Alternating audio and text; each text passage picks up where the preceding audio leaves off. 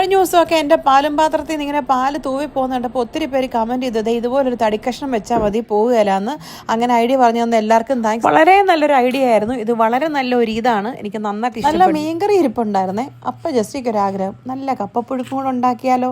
എന്നാൽ പിന്നെ ഒട്ടും അമ്മാണ്ടിക്കണ്ടല്ലേ, നമുക്ക് കപ്പ വേവിക്കാന്ന് വിചാരിച്ചു. ചായ ഉണ്ടാക്കിയത് ഞാനാ. പാത്രത്തിൽ നിന്ന് എടുത്താൽ ഈ പാത്രം എന്താ കഴുകാത്ത? എന്നാ ചായപാത്രം കഴിയാൻ വലിയ മടി അല്ലയോ?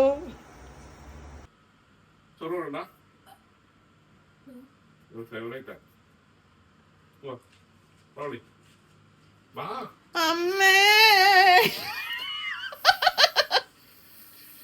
ഇതിനെ മണ്ട തവി വെച്ച പാത്രം പാല് ചാടി പോകാന്ന് പറഞ്ഞ എല്ലാമരും വിളി വിളി വിളി വിളി വിളി. എന്റെ ദൈവമേ, സത്യം ഈ പാലും പാത്രത്തിന് എന്തോ പ്രശ്നമുണ്ട് ജസ്റ്റ്.